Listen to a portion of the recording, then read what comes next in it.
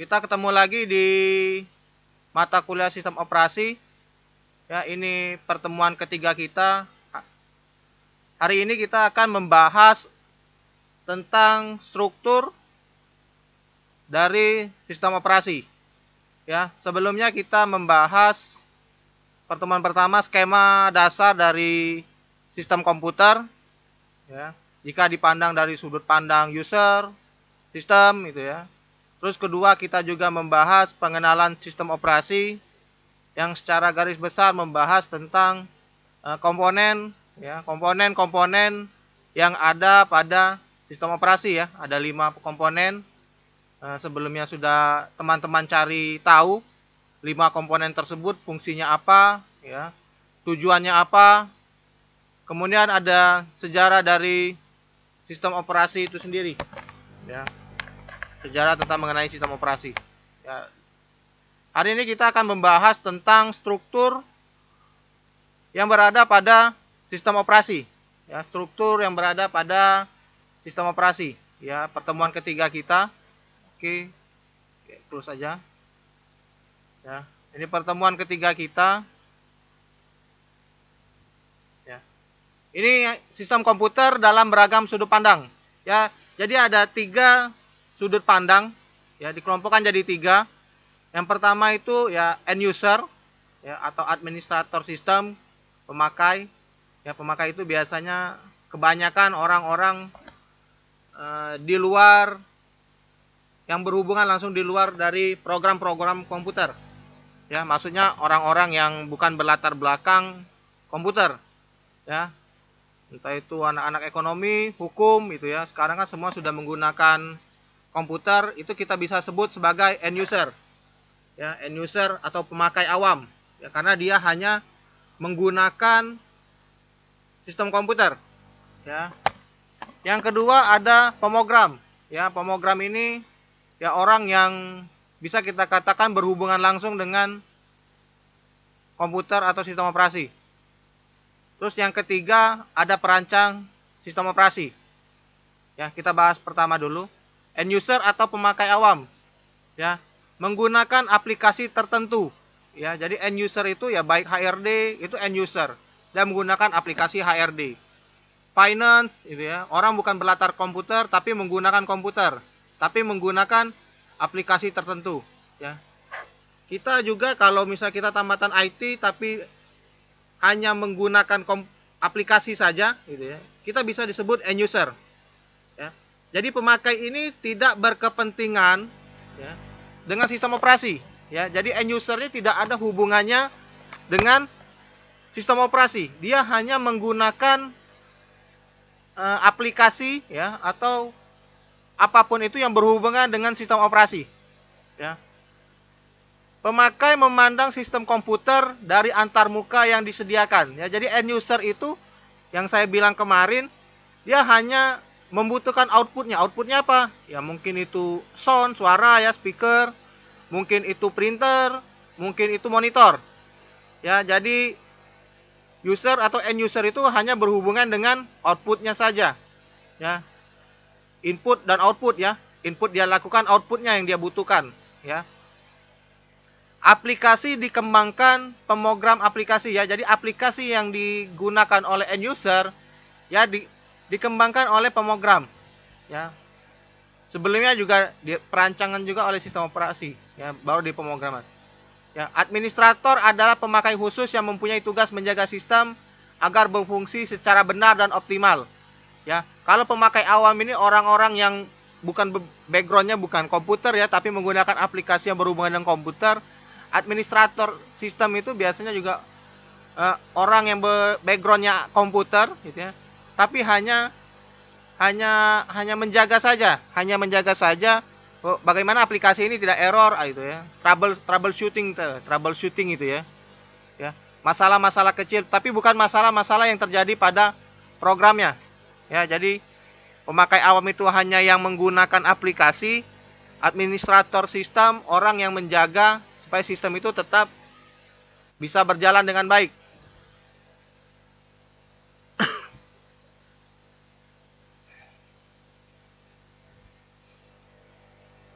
Ini gambaran dari tiga tadi ya.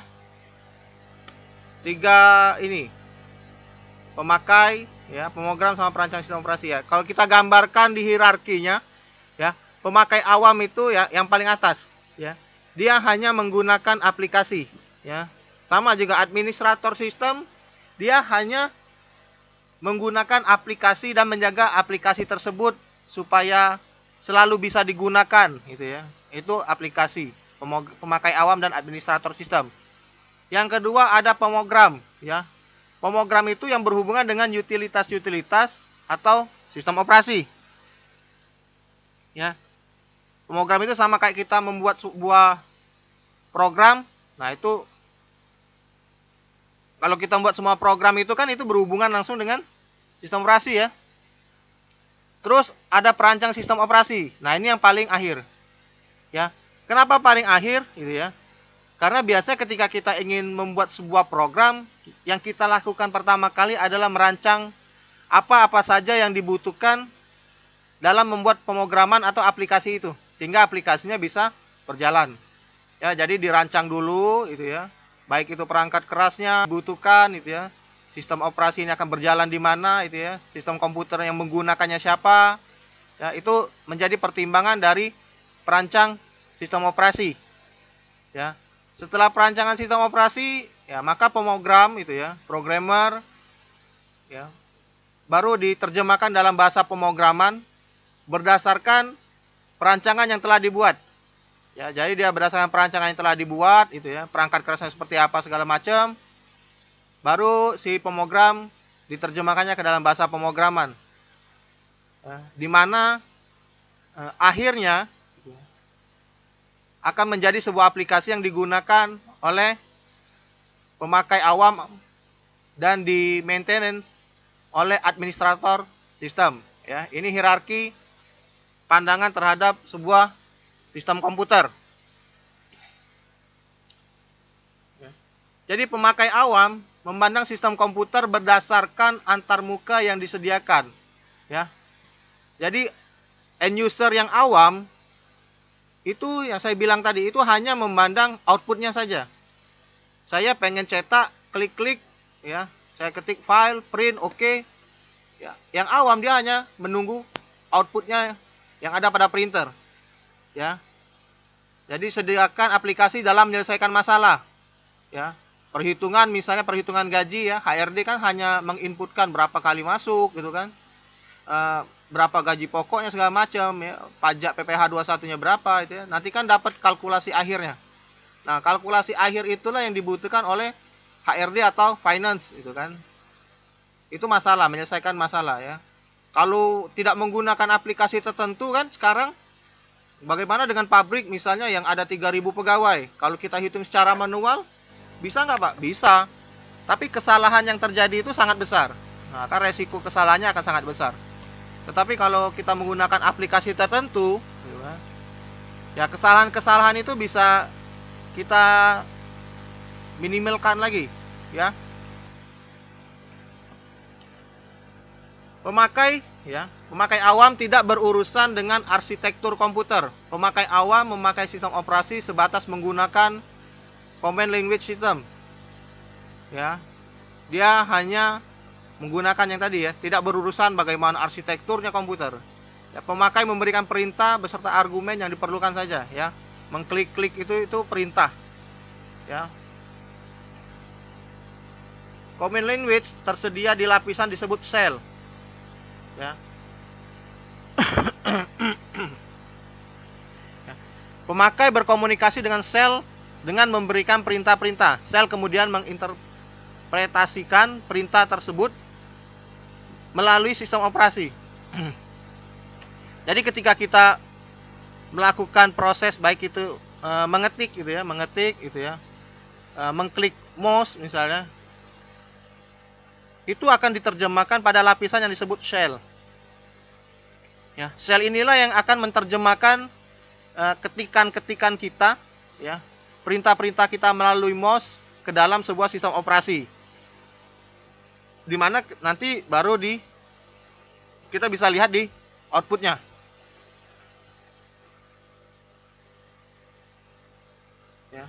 Jadi shell itu ada dua macam. Dia bisa text based, terus yang kedua ada GUI. Ya. Yang text based itu ya, adalah antarmuka dengan sistem berupa baris perintah. Ya. Jadi pemakai mengetikkan perintah dengan keyboard ya berupa barisan teks atau string yang menyatakan perintah ke sistem komputer lewat sistem operasi. Ya. Text based itu biasanya kalau kita lihat, kalau dulu itu sistem operasinya kan kita kalau menggunakan perintah itu kayak DOS ya. DOS zaman dulu ya. Jadi semua perintah yang kita dulu belum ada mouse.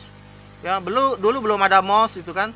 Jadi ketika kita pengen melakukan sesuatu perintah, kita menggunakan perintah-perintah tertentu ya yang bisa diterjemahkan oleh si shell tadi.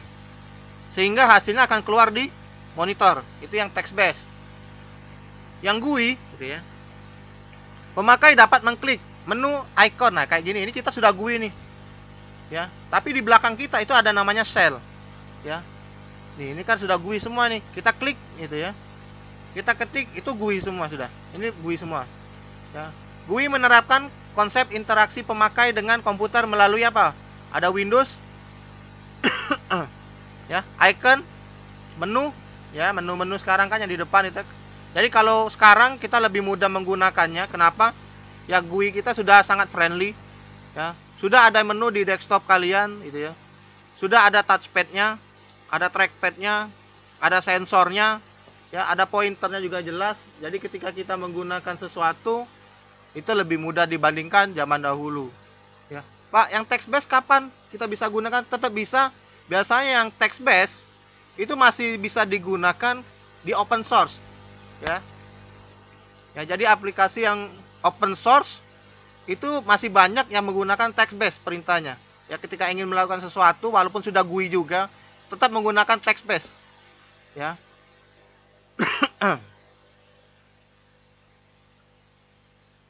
Tadi kalau dipandang dari pemakai ya, end user. Yang kedua, sistem komputer dalam pandangan pemogram. Ya. Jadi pemogram dapat memanfaatkan layanan-layanan yang disediakan sistem operasi untuk mengendalikan sistem komputer melalui berbagai atau beragam level. Yang pertama, mempergunakan program utilitas. Yang kedua, mempergunakan fasilitas sistem melalui antarmuka layanan service interface. Yang ketiga, mempergunakan sistem call. Ya. Kita bahas pertama. Pertama, menggunakan program utilitas. Ya, jadi sekumpulan program sistem telah disediakan pembuat sistem operasi untuk mempermudah tugas pemrograman. Kumpulan program ini disebut utilitas yang biasa kita disediakan itu di sini. Ya.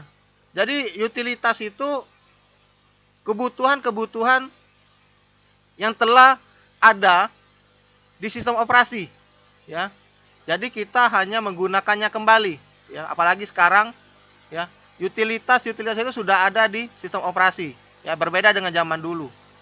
Ya. Yang kedua, service interface. Bahasa pemrogram biasanya menyediakan pustaka rutin untuk suatu layanan. Ya, pustaka ini dapat disediakan oleh sistem operasi untuk layanan sistem. Ya. Kemudian diterjemahkan menjadi sistem call. Ya. Ya, jadi service interface ini bahasa pemrograman biasanya menyediakan pustaka rutin pada suatu layanan. Ya. Yang pertama itu ada utilitas, kedua service interface, ya. Yang ketiga ada yang namanya system call. Ya, system call itu yang biasanya bahasa-bahasa pemrograman itu yang telah ada di sistem operasi. Ya, contohnya kayak gini. Nih, ya. Kalau kita menggunakan perintah itu ya, pemakaian di shell yang berupa text based itu ya. Ya. Misalnya type dir copy del data itu kan semuanya sudah berada di sistem operasi. Yang saya bilang minggu-minggu lalu ya, ketika kita menyimpan sebuah file, kita menggunakan misalnya salah ketik lah istilahnya, kita simpan salah pencet itu ya, dan kita mendapatkan notifikasi bahwa tanda tersebut digunakan sebagai atau yang tidak bisa disimpan, ya, tidak bisa disimpan. Oh, ini tanda-tanda ini nggak bisa disimpan. Kan ada beberapa simbol yang tidak bisa kita gunakan, ya, karena dianggap sebuah perintah pada sistem operasi. Nah, ini yang kita sebut dengan sistem call, ya, karena dia sudah berada atau tertanam pada sistem operasinya, gitu ya. Jadi kalaupun itu berarti kan di luar itu maksudnya. Ya. Terus yang terakhir, sistem komputer kalau kita pandang di perancang dari sistem operasi, ya.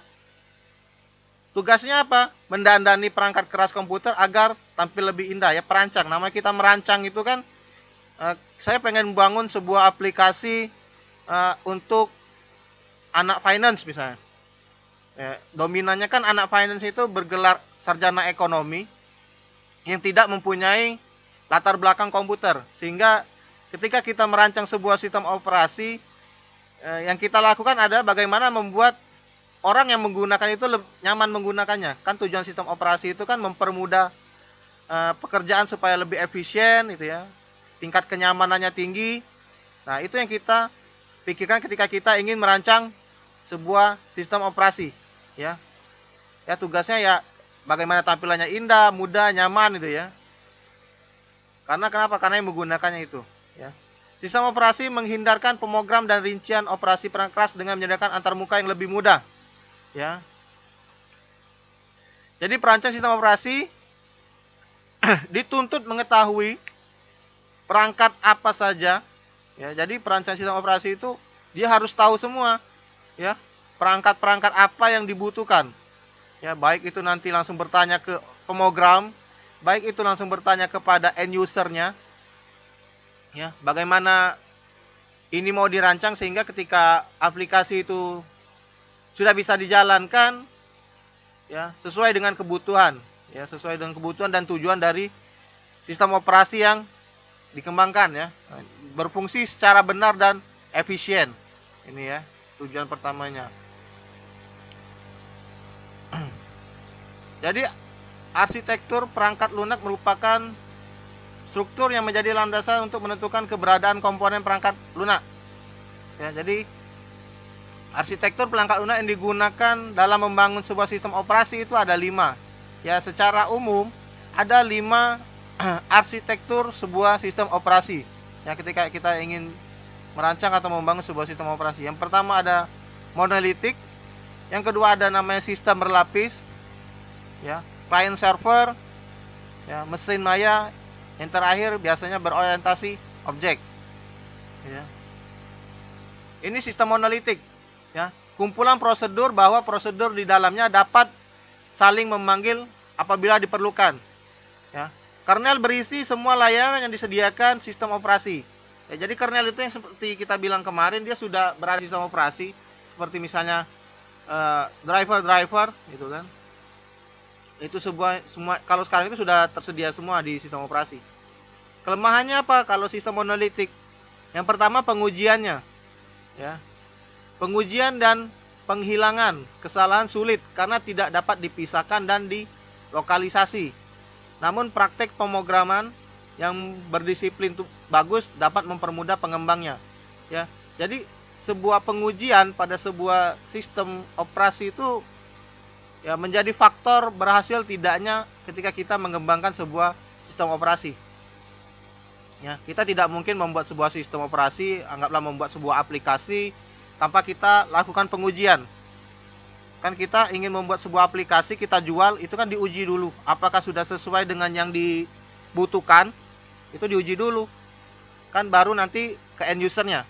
Ya, tidak mungkin kita buat aplikasi langsung ke end user terus lepas tangan, enggak. Ya, kita uji dulu, itu diuji, ya. Kalau dia tidak bisa diuji kan itu kesulitan dari sistem monolitik. Yang kedua, sulit dalam menyediakan fasilitas pengamanan. Ya, sistem monolitik itu sulit dalam menyediakan fasilitas pengamanan.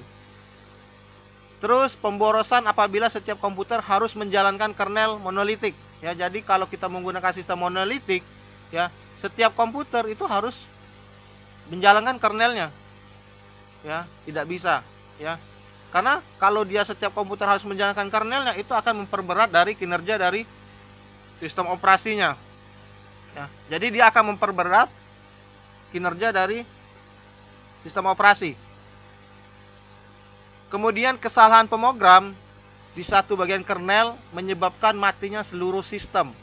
Nah, jadi kalau sistem monolitik, kalau ada kesalahan sedikit pun, itu seluruh sistemnya akan terganggu. Ya, seluruh sistem pada monolitik itu akan terganggu kalau kita menggunakan sebuah sistem monolitik. Keunggulannya, layanan dapat dilakukan sangat cepat karena terdapat di satu ruang alamat. Yang monolitik yang hanya satu. Ya. Dia cuma cepat, tapi ya tadi pengujiannya tidak bisa itu ya. Dari tingkat keamanannya juga susah gitu ya. Dari tingkat penggunaannya harus ada kernel monolitik semua misalnya tadi kan itu ya. Jadi susah. Terus evolusinya sampai saat ini sebagian besar Unix ya berstruktur monolitik. Ya, jadi Unix berstruktur monolitik meskipun seluruh komponen atau substansinya di satu ruang alamat, tetapi secara rancangannya adalah berlapis. Ya. Kalau sekarang itu walaupun dia monolitik tapi berlapis, ada masih keterkaitan. Ya, jadi rancangan berlapis adalah satu komponen ya merupakan lapisan lebih bawah dibanding lainnya secara logis. Ya, jadi monolitik itu hanya satu ruang alamat saja. Yang kedua, sistem berlapis, ya. Sistem berlapis ini pertama kali yang menggunakan THI, ya, dibuat oleh Dijkstra dan mahasiswanya, ya. Sering ya denger Dijkstra dan mahasiswanya. Dia yang menggunakan pertama kali sistem berlapis. Ya, sistem berlapis ini biasanya dia mengembangkan dari sistem monolitik ya. Jadi sistem monolitik ini kan ini ya, rancangan berlapis ya, jadi dia menyempurnakan sistem monolitik sebelumnya ya, dinamakan sistem berlapis oleh Dijkstra dan mahasiswanya. Ya, jadi seperti ini ya. Jadi ada beberapa lapisan di mana lapisan-lapisan tersebut sudah menginterpretasikan ya nama-nama dan fungsi-fungsinya buat apa. Ya, misalnya lapisan ke-0 namanya prosesor alokasi dan multiprogramming. Fungsinya mengatur alokasi pemrosesan, switching. Ya, kedua lapisan nomor 1. Ya. Isinya apa? Memori dan DRAM management. Ya, jadi setiap lapisan itu sudah mempunyai fungsinya masing-masing. Ya. Yang kelima misalnya operator. Fungsinya apa? Untuk operator misalkan gitu. Ya. Keunggulannya, sistem berlapis memiliki keunggulan ya. Jadi dia terbagi dalam beberapa modul ini ya. Ini kan lapisan. Setiap lapisan itu ada modul-modulnya ya. Kelemahannya, sistem operasi yang harus diberikan ke masing-masing lapisan harus dilakukan secara hati-hati ya. Kenapa? Kalau dia tidak hati-hati nanti lapisan-lapisan yang telah ada atau bisa saja terhapus gitu ya. Dan itu akan menyulitkan ketika kita menggunakan sistem operasi berbasis sistem berlapis. Terus yang ketiga ada sistem dengan mesin maya. Ya, mesin maya ini sudah cukup familiar ya. Mulanya digunakan IBM ya. Berarti sudah cukup masuk di era walaupun belum modern, termasuk sudah dalam era yang cukup GUI. Ya, sistem operasi MS Windows NT ya, itu juga sudah menggunakan sistem dengan mesin maya ya. Jadi MS-DOS ya, itu sudah menggunakannya ya. Para relawan pengembang Linux ya sudah mengembangkan namanya Dosenmu gitu, agar aplikasi MS-DOS dapat dijalankan di Linux gitu kan. Terus ada client server ya, semakin modern. Jadi semakin ke depan sebuah sistem itu terus dikembangkan menjadi yang lebih mudah digunakan ya, lebih nyaman gitu ya, sehingga kebutuhan dari penggunanya itu lebih cepat terpenuhi. Nah, seperti sekarang ini sudah client server, proses klien yang memerlukan layanan mengirim pesan permintaan server dan menanti pesan jawaban. Ya, jadi server melakukan tugas yang diminta. Setelah itu proses server mengirim hasil dalam bentuk pesan jawaban ke proses klien. Jadi klien dia meminta apa, nanti server yang menyediakan ke kliennya lagi, ya. Dengan arsitektur client server, kode-kode dapat diangkat ke level tinggi sehingga kernel dapat dibuat sekecil mungkin. Ya, jadi kernel yang berukuran kecil ini biasa kita sebut dengan mikrokernel. Tidak semua tugas, tapi masalahnya mikrokernel tidak semua tugas dapat dijalankan di tingkat pemakai. Ya, jadi tetap ada kelemahannya. Ya. Jadi keunggulan dari sistem client server, yang pertama, pengembang dapat dilakukan secara modular. Yang kedua, bugs pada sebuah subsistem tidak akan mengganggu kinerja dari subsistem yang lain. Ya. Terus yang ketiga, lebih mudah diadaptasi untuk sistem tersebut. Jadi kalau client server ini kalau satunya rusak, dia tidak akan mengganggu kinerja dari yang lainnya. Kelemahannya, dia harus menukar message-nya tadi, pesan, jadi sedikit lambat. Ya. Jadi kalau pertukaran pesan dapat menjadi bottleneck, ya. Jadi kalau dia pesannya pertukaran pesan tadi cepat dan banyak, ya, dia akan bottleneck. Bottleneck itu dia akan berhenti di tengah-tengah, dia nggak bisa jalan lagi. Itu kelemahannya. Yang ketiga, atau yang kelima, ya, sistem berorientasi objek. Ya. Sistem yang ini merealisasikan layanan sebagai kumpulan proses yang biasa disebut dari sistem operasi bermodel proses. Ya, biasanya pendekatannya berbasis objek-objek. Ya, contohnya ya, Eden, Choice itu, Xkernel, Medusa, Clouds, Amoeba, ya, Muse, ya, itu sudah berorientasi objek. Nah, ini sejarah dari perkembangan sistem operasi MS-DOS. Ya, jadi ini sejarahnya.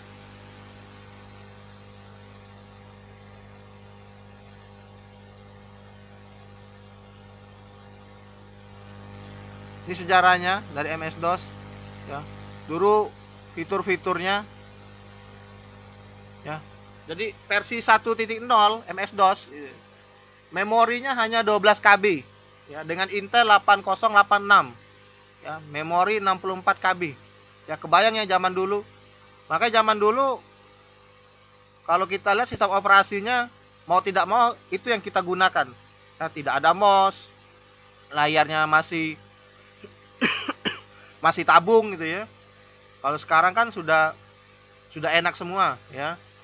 Hanya mendukung satu direktori saja. Ya, MS-DOS tidak mendukung hard disk, ya. Jadi dia tidak ada hard disk. Yang keempat, hanya mendukung floppy disk, ya. Kalau sekarang sudah tidak ada lagi, ya. Zaman 1.0 floppy disknya 5/4, ya, 5/1/4 inci dengan kapasitas 160 KB, ya. Terus dikembangkan terus, ya. Kalau saya menggunakan versi DOS-nya yang sudah cukup lumayan, ya, walaupun masih text based. Ya, ini perkembangannya ya. Versi 2.0 itu 2.05, ya. Nanti kalian bisa mempelajari atau mencari informasinya lebih lanjut mengenai sistem perkembangan dari sistem operasi, ya. Jadi pengetahuan berikutnya yang harus kalian cari tahu, ya, jadi harus mencari tahu apa itu perkembangan dari sistem operasi MS-DOS. Ya, jadi ada 1.0 itu ya, ada 2.0, 2.05, seterusnya sampai dengan 5.0. Ya, jadi kedepannya nanti saya akan tanya lagi, ya, perkembangan dari sistem operasi MS-DOS. Ya, jadi kalian bisa cari tahu baik dari materi atau dari perpustakaan, dari buku, dari jurnal, ya, nanti akan saya tanya-tanya. Ya, jadi kita lanjut di materi ya, nanti jangan lupa materinya, nanti akan saya tanya. Kemudian ada perintah dari MS-DOS. Jadi perintah dalam MS-DOS itu ada dua macam. Ya, ada internal, ada eksternal. Ya, kalau internal itu sudah di memori. ya, sudah di comment.com dimuatkan ya. Kalau eksternal dimuatkan ke memori dari disk ya. Ini nanti kalian juga bisa pelajari ya. Perintah-perintah internal itu contohnya bagaimana, eksternal itu bagaimana. Ya, nanti kita akan coba melakukan bagaimana sih perintah-perintah internal dan eksternal di MS-DOS ya. Jadi ada dua. Yang pertama kalian harus mencari tahu sejarah dari perkembangan MS-DOS itu sendiri. Yang kedua, kalian harus mencari tahu bagaimana atau contoh-contoh dari perintah internal dan eksternal pada MS-DOS ya. Sebenarnya ada di materi ya. Ini kan contoh-contoh perintahnya semua ya. Ada date, exit ya, from, set, ini semua perintah-perintah yang ada di MS-DOS. Tapi tidak dijelaskan apakah perintah ini termasuk di perintah internal MS-DOS atau perintah yang ada di atau perintah untuk eksternal MS-DOS ya. Jadi kalian harus mencari tahu contoh-contoh dari perintah internal dan eksternal MS-DOS. Nah, ini banyak nih ya. Bagaimana menjalankan perintahnya itu ya. Mungkin sebagian besar teman-teman sudah familiar atau sudah pernah menggunakan perintah-perintah tersebut ya. Tapi menggunakannya, tapi saya yakin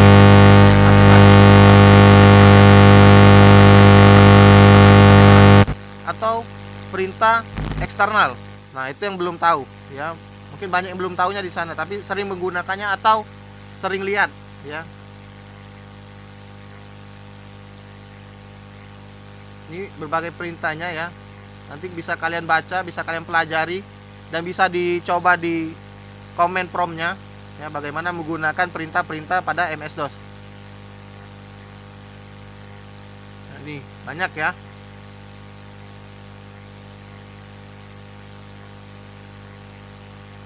Ini juga sejarahnya ya, perkembangannya MS-DOS NT ya. Jadi untuk pengetahuan berikutnya nanti kita atau kalian teman-teman mencari tahu ya sejarah dari perkembangan MS-DOS. Terus yang kedua bisa atau memahami perintah-perintah internal dan eksternal pada MS-DOS ya.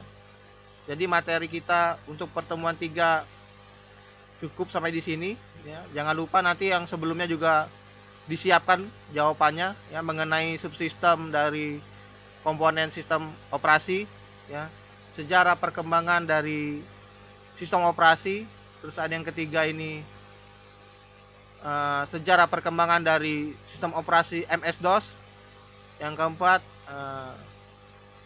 perintah internal dan eksternal pada MS-DOS ya. Jadi teman-teman bisa mencari tahu ya, baik itu melalui buku ya, melalui jurnal, internet yang ada di dunia maya ya, sehingga kita bisa melakukan sharing atau diskusi lebih lanjut ya.